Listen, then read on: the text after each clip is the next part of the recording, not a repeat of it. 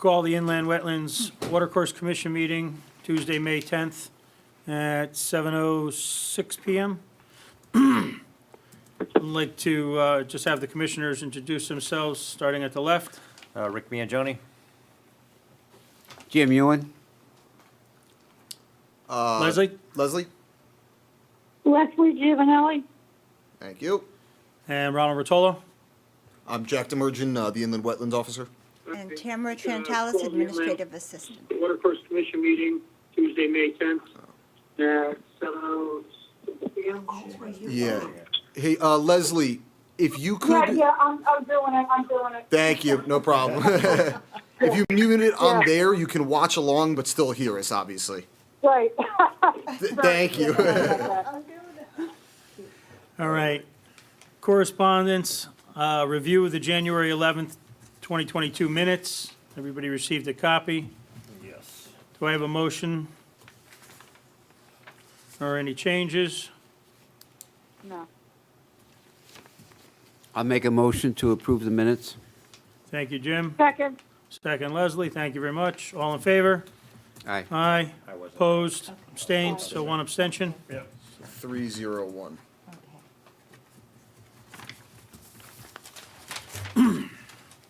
Okay, for receipt, applications will be discussed at the 6/14/2022 meeting of the Inland Wetlands Watercourse Commission meeting.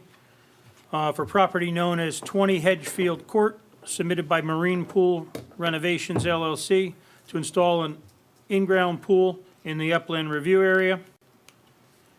Second would be property known as 84 Chelsea Court, submitted by Perfetto Construction LLC to construct an addition on the existing dwelling and install an in-ground pool in the upland review area. New business, none. Old business, none. Enforcement officers report. I don't really have too much for you, other than, obviously, next month, we're gonna have 2 applications, so everybody, anticipate being here. And then I might have another piece of new business that I will include on the agenda, just from some of the new legislation that came out from the state of Connecticut this year, just to make everybody aware of and maybe some general discussion. Other than that, I don't have anything. Thank you. All right, for discussion for the property known as 415 Northwood Drive, submitted by Peter Forchetti of Prime Capital LLC to construct a single-family dwelling, driveway, and septic system in the upland review area.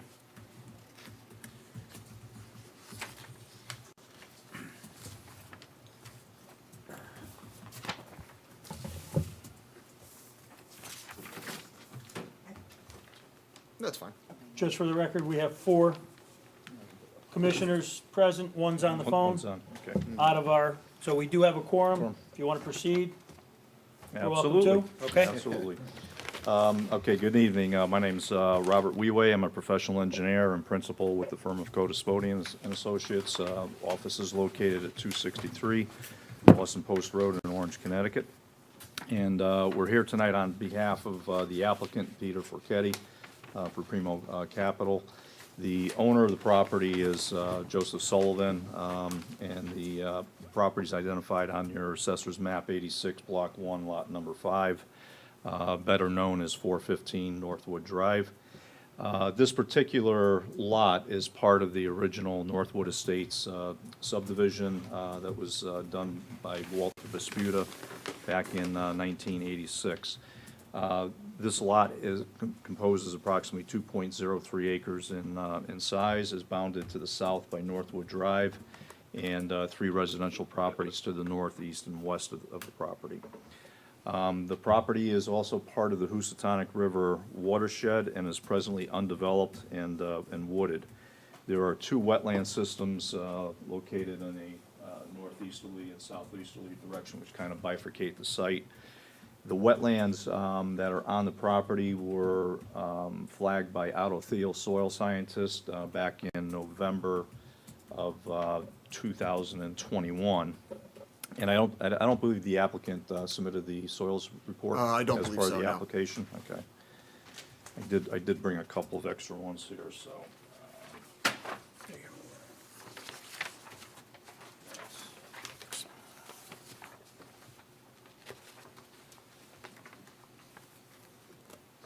one for the record. Thank you. Yeah.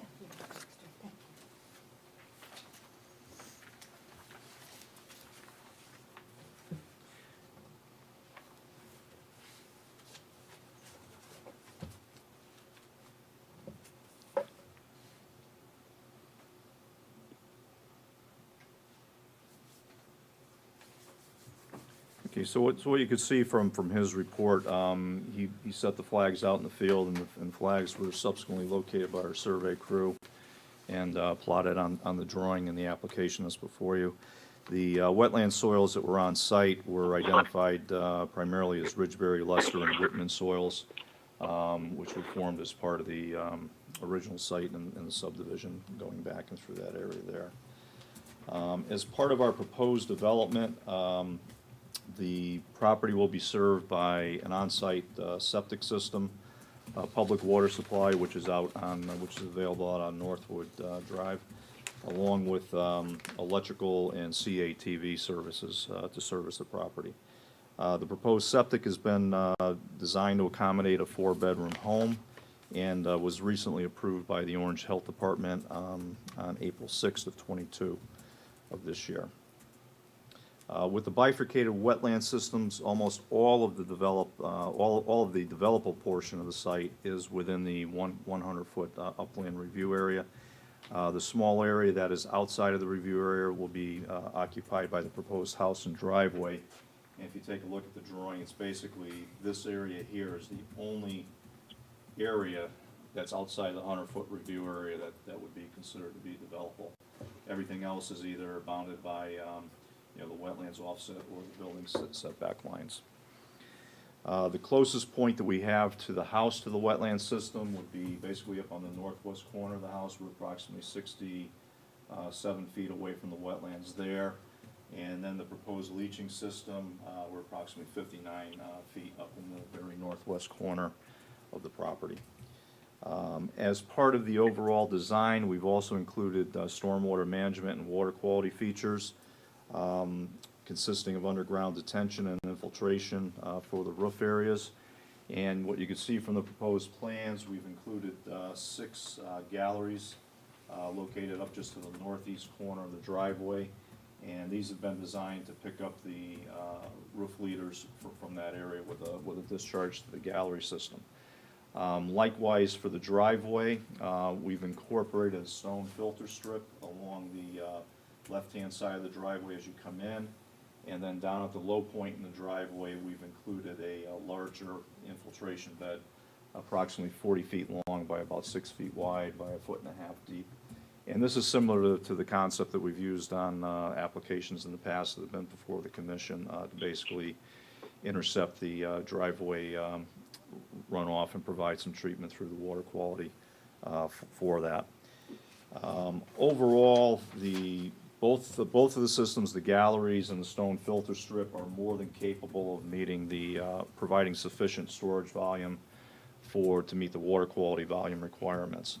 The galleries and the infiltration bed are somewhat oversized to also provide for reductions in runoff volume from the site, such that the runoff volumes for the site, our post-development runoff volume is less than the existing conditions runoff volume for all storms that we analyze from the 2 through 100-year storm. We've incorporated pretty much standardized soil erosion control measures as part of the project. We've got mud tracking pad for the driveway coming in off of Northwood Drive, and then anything that we've got with cleared or graded areas for either the proposed leaching system or the proposed house and driveway have been totally surrounded with silt fencing around the perimeter. So that's pretty much a quick summation of the project. We think it's fairly innocuous. There is no disturbance or filling of the wetlands, and we've provided a maximum buffer area to the extent that we can for the project. So with that, if the commission has any questions, I'll certainly try to answer them. Anyone have any questions? The select fill, are you excavating the existing site to bring it in? No, the select fill that's gonna be brought in, that's a specific material for the mantis and then for the select. So you're putting it on top? The- You're not excavating? Yeah, the area that's highlighted on your drawing with the select fill, that will get scarified first. So so basically, this topsoil will get stripped from And that then you area. put it on top. And then the imported fill will be brought in and put on top of that. Just, it's not a wetland thing, but why do you only put one grinding pump in the tank? One, if it goes out, they're done. Well, there, Until it's repaired. I mean, that's a fair question. If, Normally, there's two. I mean, a lot of them. no, basically, the way that we've sized it, you have a 24-hour capacity inside the tank. So Right. that's why we provided the 1,000 gallons, and if you take a look at some of the details that are on the pump chamber, it's indicated on there, we have a 24-hour Right. capacity. If under the health code, if we didn't provide for the 24-hour capacity, then we would have to look at putting in a That's duplex what it pump is? system, yeah. Okay. Yeah. Yeah, because if it goes out, they're stuck. I mean, after 24 hours. Yeah. They can't find somebody. Right. Or you cut back on your water consumption.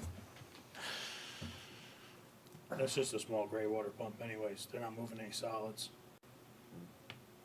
Yeah, but, yeah.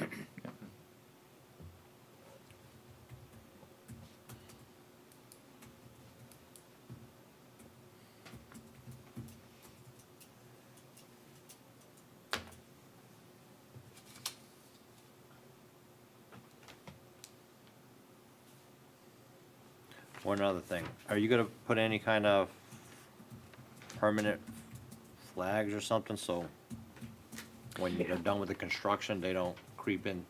Yeah, Make a we bigger didn't lawn? indicate anything on the drawing. I would imagine we could probably do it similar to other applications we've done. We could work it out with Wetlands Enforcement Right. Officer and come up with whatever you guys feel are strategic locations to put the monuments in. That's fine with me. Is that okay Yep. with you, Jack? Yep. Usually after everyone leaves, some reason the yard is bigger than what it was on the plan. Understood, yeah, I'll include something in the decision. Any other questions? Leslie, anything on your end? No, I'm good. Okay. I can make a motion to approve the application, which just, what we just talked about, for some And- sort of flags for you. In the standard conditions of approval. Standard conditions on that sheet. You can list them down. Sir. That's my motion. I have a motion, do I have a second? Second. Second, Jim. Any other discussion? None? All in favor? Aye. Aye. Opposed? Bye. Abstained? So moved. You're all set. Okay, thank you.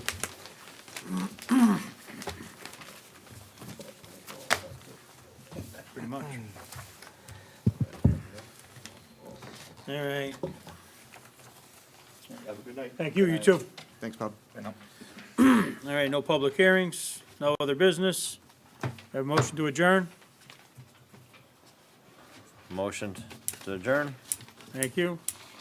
Need a second, or are we just gonna all in favor of this? Yep. So moved. Thank you. Have a good night. Thank you. Good night.